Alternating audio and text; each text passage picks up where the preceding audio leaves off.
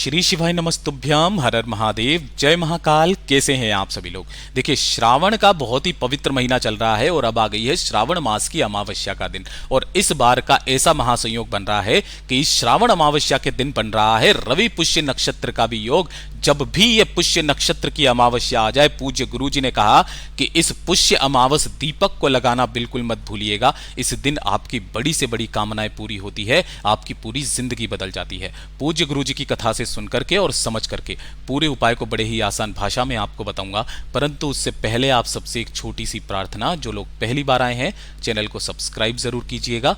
Video को like करके देव आदिदेव महादेव का कोई सा भी प्यारा नाम कमेंट बॉक्स में लिखना बिल्कुल मत भूलिएगा। इस पूरे के पूरे वीडियो में हम 3 महा उपायों के बारे में बात करेंगे जो कि आपकी समस्त कामनाओं की पूर्ति के लिए होंगे। तो ध्यान से सुनना, समझने की कोशिश करना। पूज्य गुरुजी ने बताया कि जब भी पुष्य नक्षत्र की कोई अमावस्या पड़ जाए, ये अमावस्या वो अमावस्या है जो आपके पितरों के लिए समर्पित होती है। और जब अगर किसी अमावस्या के दिन पुष्य नक्षत्र का योग बन जाए तो उस दिन जितने भी ग्रह होते हैं, जितने भी देवता होते हैं, वो सभी के सभी मिलकर के भगवान शिव का अनुमोदन करते हैं, उनका वंदन करते हैं, उनकी आरती, उनकी पूजा करते हैं। और इस दिन भगवान शिव को जिसने भी पा लिया, जिसने भी खुश कर लिया, उसके जीवन का कल्याण खुद महादेव करते हैं। पूज्य गुरुजी ने बताया कि जब आप श्रावण मास के पुष्य नक्षत्र की अमावस्या के दिन इस अमावस दीपक का उपाय करते हैं कि अगर आपकी कोई कामना, कोई इच्छा पूरी नहीं हो रही है, आपके परिवार में बिल्कुल भी सुख शांति नहीं है, बहुत ज्यादा क्लेश आपके परिवार में मचा हुआ है ना, लड़ाई झगड़े हमेशा होते रहते हैं, घर में धन नहीं आ रहा,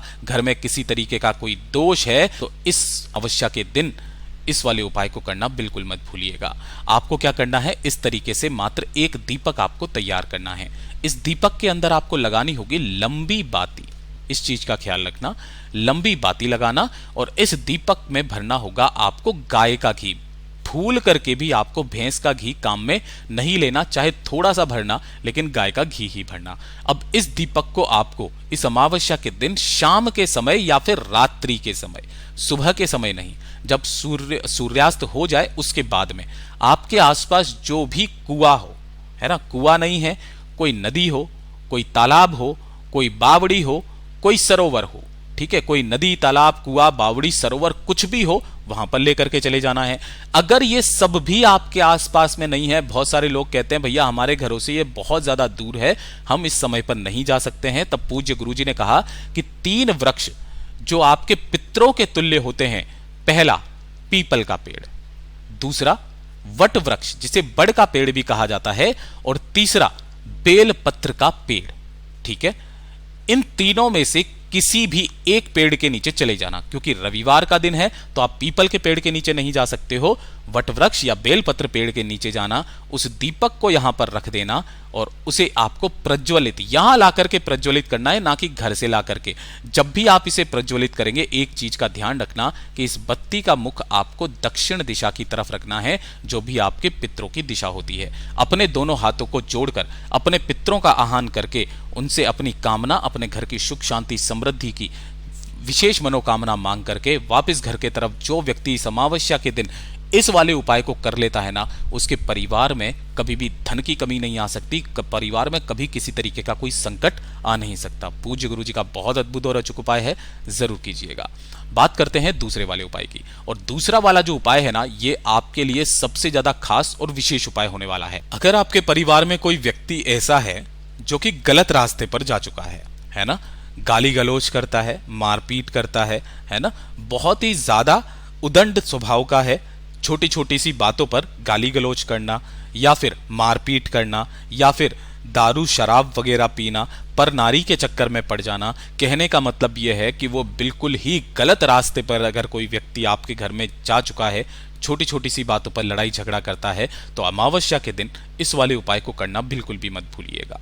आप सभी लोगों को करना क्या है, देखिए, उस परिवार के किसी भी एक व्यक्ति को, चाहे स्त्री, नारी, बहन, बेटी, कोई भी हो, आपको एक जौ के आटे का दीपक तैयार करना है। किसके आटे का? जौ का आटा लेना थोड़ा सा, है ना, और आपको इस तरीके से चौमुखी दीपक तैयार करना है। इस चीज का ख्याल रखना, ठीक है।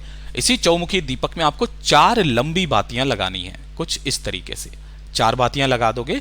अब इस दीपक के अंदर आपको भरना होगा सरसों का तेल। इस चीज का ध्यान रखना, क्या भरना होगा इसके अंदर? आपको सरसों का तेल भरना है और साथ ही साथ दो चीजें आपको इसके अंदर डालनी है। सरसों का तेल इसके अंदर भरोगे, एक चुटकी आपको डालनी होगी इसके अंदर काली तिल। ठीक है, तो आपको उस व्यक्ति का नाम और गोत्र बोल करके एक चुटकी काले तिल आपको इसी के अंदर डाल देने हैं और साथ ही साथ लेना होगा आपको एक सफेद फूल छोटा सा। ठीक है, सफेद फूल आपको इसी के अंदर डाल देना है। ठीक, अब इसे लेकर के अगर आपके घर में भी कहीं पर बेलपत्री का पेड़ लगा है तो वहां चले जाइए, नहीं तो मंदिर में या कहीं पर भी बेलपत्र का पेड़ है वहां लेकर के इस दीपक को जाना, यहां पर रख करके उस व्यक्ति का नाम और गोत्र बोल करके आपको उन चारों की चारों बत्तियों को प्रज्वलित कर देना है श्रम्भेश्वर महादेव का नाम लेकर। किनका नाम लेकर के?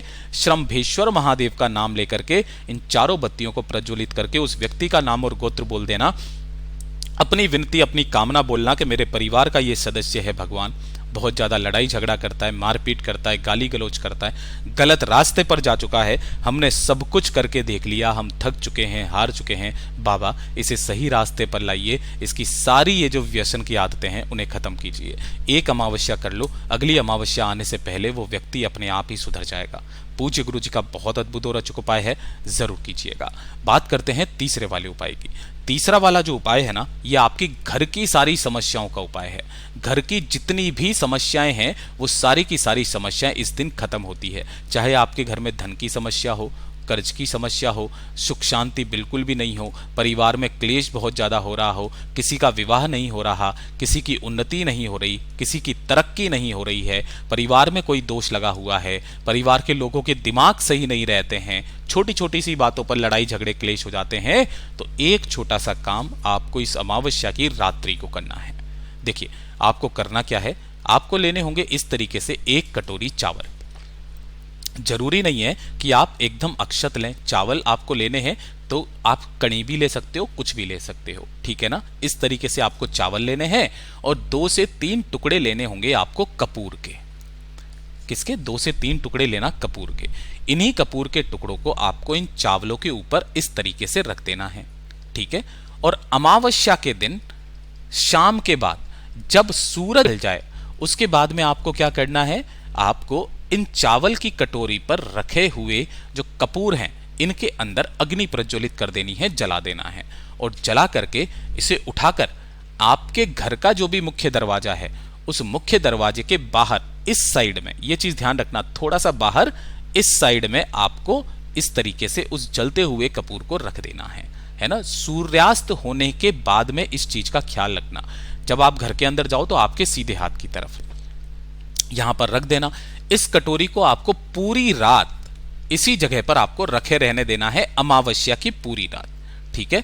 अब जब अगला दिन आएगा यानी कि प्रतिपदा तिथि आएगी, उस प्रतिपदा तिथि के दिन आपको इस चावल की कटोरी पर से कपूर तो जल चुका होगा, जो जला हुआ चावल है उस जले हुए चावल को उठाना और किसी भी ऐसे स्थान पर डाल देना जहां पर पक्षी उन चावल के दानों को चुग लें। पूज्य गुरु जी ने कहा कि जितने चावल के दाने पक्षियों के द्वारा इस दिन आपके चुगे जाएंगे उतने आपके घर के कष्ट, दुख, तकलीफें हमेशा के लिए दूर होती चली जाएगी। पूज्य गुरु जी के ये सभी उपाय बहुत ही ज्यादा खास और अद्भुत है, जरूर कीजिएगा। वीडियो पसंद आए तो लाइक जरूर करना, साथ ही साथ चैनल को सब्सक्राइब जरूर कीजिएगा। मैं आपसे मिलता हूं अगले वीडियो में, तब तक के लिए ओम नमः शिवाय, हर हर महादेव, जय महाकाल।